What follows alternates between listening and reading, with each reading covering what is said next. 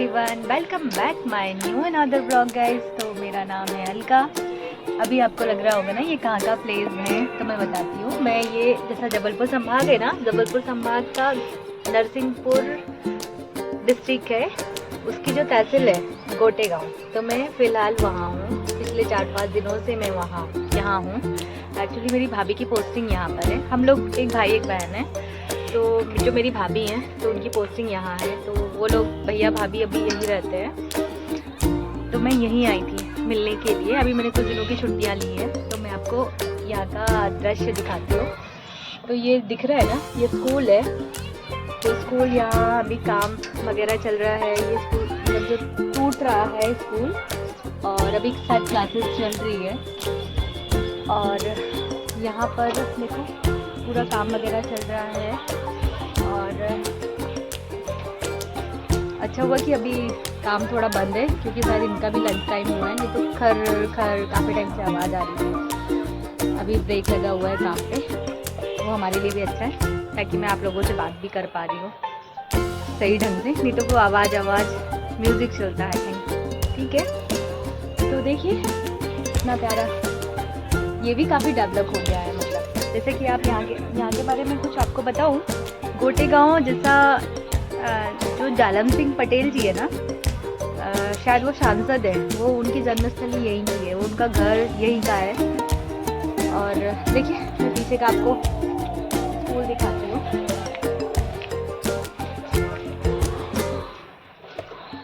कुछ बन चुका है, कुछ काम हो चुका है, बहुत सारा। पीछे जो बिल्डिंग है वो, और अभी इतना कंप्लीट हुआ है।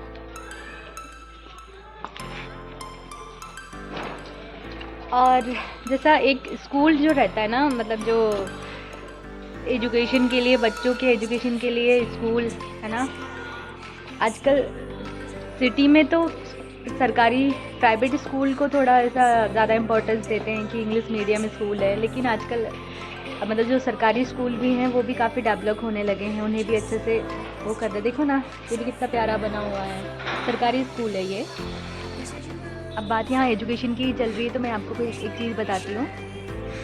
जैसा होता क्या है, जैसे हम 10th में सब्जेक्ट चूज़ करते हैं, जैसा होता क्या है, मैथ सब्जेक्ट होता है, बायोलॉजी और आर्ट्स होता है, कॉमर्स होते हैं, बहुत सारे सब्जेक्ट रहते हैं, है ना। 11th में तो हम लेते हैं, जैसे बाई चांस किसी के ने मैथ सब्जेक्ट लिया है, और जो 10th रहता है वो 12th रहता है, 12th में मेन सब्जेक्ट मैथ्स है।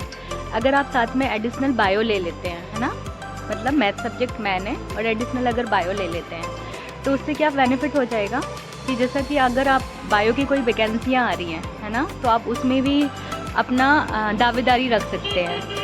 जैसा मेरा मेन सब्जेक्ट था मैथ्स 12th में, और मैंने एडिशनल बायो लिया था, तो देन मैंने क्या किया, मैंने बायो से अपना कैरियर बना लिया। मैं नर्सिंग फील्ड में आ गई, मेरा मेन सब्जेक्ट तो मैथ्स था, है ना, और मैंने बायो सब्जेक्ट लेके अपना कैरियर बायो में बना लिया।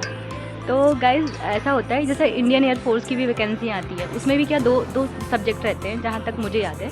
मतलब मुझे भी नहीं पता, मतलब मेरे को पहले का थोड़ा याद है। जैसे कि इंडियन एयरफोर्स में जो वैकेंसियाँ होती है, एक बायो सब्जेक्ट से भी उनको लेते हैं और एक मैथ सब्जेक्ट से भी लेते हैं। तो पहले तो ऐसा होता था कि अगर बायो सब्जेक्ट मतलब उसमें दौड़ भी रहती है और रिटर्न भी रहता है और एग्ज़ाम भी होता है, तो एक बायो सब्जेक्ट से भी वैकेंसी आती है और एक मैथ सब्जेक्ट से भी वैकेंसी आती है। अगर बायो सब्जेक्ट से डिस्क्वालीफाई हो गए तो आप मैथ से भी दावेदारी करके आप फिर से उसमें वो कर सकते हो, मतलब अपनी जगह बना सकते हो। और जैसा अगर आपका, और मैं आपको कैसे समझाऊँ, जैसे कि मेरा सब्जेक्ट मैथ्स था, है ना, अब मुझे कैरियर कुछ मतलब मुझे स्कोप समझ में नहीं आ रहा था मैथ्स में कि किस कंपटीशन ज़्यादा था। अगर मैं MBPSC की तैयारी कर रही थी, मेरी कंडीशन उतनी नहीं थी उस टाइम पे, मुझे बहुत सारे प्रेशर थे दिमाग में, मैं गांव से थी, तो मैंने उस टाइम पे MBPSC की तैयारी तो मैं भी करना चाहती थी उस टाइम पे, पर मुझे थोड़ा लगा कि मुझे पहले अपना जो फ्यूचर है, कैरियर, उसे थोड़ा सिक्योर करना चाहिए। तो मैंने GNT का एग्ज़ाम दिया, क्योंकि उसमें बायो सब्जेक्ट कंपलसरी मांगता है। तो मेरा सिलेक्शन हो गया, तो मैंने इसमें मैं इधर आ गई। तो मैं वही कहना चाह रही हूँ कि अगर आपका मेन सब्जेक्ट मैथ्स है ना, तो आप एडिशनल बायो लेके आप कर सकते हो उसमें। और मेन चीज़ ये होती है कि जैसे सब्जेक्ट आपका क्या होता है, जैसे आपने मैथ सब्जेक्ट मैन है ना, तो आप बायो सब्जेक्ट में क्या होता है, जैसा मतलब जो रहता है ना बायो सब्जेक्ट में क्या होता है, जैसे ऑब्जेक्टिव नंबर आते हैं 25 या 30 नंबर के आते हैं, शायद 25 नंबर के, जो सही जोड़ी आती है, सही विकल्प आते हैं, है ना। और जो और 25 नंबर प्रैक्टिकल के रहते हैं, और 50 नंबर या 50 या 35 कितना भी हो रहा है, उसमें हम थ्योरी में थोड़ा सा नंबर ले लीजिए तो आपके वैसे ही 50 और कितने नंबर तो हो रहे हैं। और जो मेन सब्जेक्ट में आपके जो परसेंटेज जुड़ेंगे ना वो एक तरफ रहते हैं, मतलब वो उसमें परसेंटेज में काउंट नहीं होते हैं। आपको ये होगा, ये मिल जाएगा कि आपका बायो सब्जेक्ट भी था, है ना, और आपके परसेंटेज उस पर नहीं जुड़ते हैं, ये एक साइड रहते हैं। तो आपको ये बेनिफिट मिल सकता है बायो सब्जेक्ट लेके। पता नहीं, एक्चुअली मेरा कम्युनिकेशन स्किल, मतलब मैं समझा नहीं पाती हूँ अपनी बातों को, ठीक है। अगर चलिए गाइस, अब मैं आपको मिलती हूँ बाद में, है ना। पहले क्या होता था, जैसा ANM है ना, ANM की पोस्ट, तो उसमें क्या होता था कि जैसा मतलब मैं 2014, 15, 16 शायद तभी की बात है, तब क्या होता था कि जैसे ANM की पोस्ट जो रहती थी ना, तो 10th के परसेंटेज अगर 75 रहते थे ना, तो 75% रहते थे, भले कोई भी सब्जेक्ट, मतलब उस टाइम पे 10th में तो सब्जेक्ट ही नहीं आता है, तो 10th में 75% रहते थे, तो वो ऐसे ही सिलेक्शन ले लेते थे। फिर उसके बाद से एग्ज़ाम स्टार्ट हुए, तो एक बार तो मैंने भी एग्ज़ाम दिया था, शायद 17 या 18 पे, तो उस टाइम पे मेरा 1 नंबर से वेटिंग पे रह गया था, और वो भी मतलब क्वेश्चन ये था कि 10 की नोट पे किसके हस्ताक्षर रहते हैं, तो उसमें मैंने वित्त मंत्री लगा के आया था, एक्चुअली वो गवर्नर के रहते हैं, तो वो उस चीज़ के चक्कर पे मेरा वेटिंग पे चला गया 1 नंबर। फिर बाद में वेटिंग क्लियर हुई थी, फिर सिलेक्शन हुआ, पर मेरी मम्मा का कहना था कि मैं उसमें नहीं पहुंचाऊंगी, ऐसा जो भी, तो फिर मैंने उसे ज्वाइन नहीं किया। तो चलिए मैं आपको बताती हूँ कि फिर उसके बाद ये प्रोसेस हुई कि जैसे संविदा वगैरह वो लोग कराते थे कि कोई भी सब्जेक्ट हो, तो फिर उसमें वो लोग मतलब ANM में, मतलब कोई भी सब्जेक्ट होता था तो वो ANM का एग्ज़ाम करवाते थे, फिर वो उसे पोस्टिंग 18 महीने की ट्रेनिंग देके, शायद बैतूल में होती है उसकी ट्रेनिंग, फिर उसके बाद वो ट्रेनिंग करवा के उसमें पोस्टिंग कर देते थे, है ना। फिर अभी का क्या हुआ कि फिर उन्होंने, गवर्नमेंट ने फिर एग्ज़ाम कराया, है ना, तो उन्होंने जो सब्जेक्ट था, है ना, सब्जेक्ट में आई थिंक, मुझे नहीं पता, फिर उन्होंने एग्ज़ाम किया, जो संविदा वाले भी थे, जो काफ़ी टाइम से जॉब भी कर रहे थे, मतलब ट्रेनिंग करके उन्होंने 2-3 साल हो गए थे, उन लोगों ने भी एग्ज़ाम हुए, क्वालिफाई हो गए, वो सिलेक्टेड हो गए। फिर उनको किस चीज़ के लिए रोक दिया, क्योंकि उनका बायो सब्जेक्ट नहीं था, मैथ सब्जेक्ट था।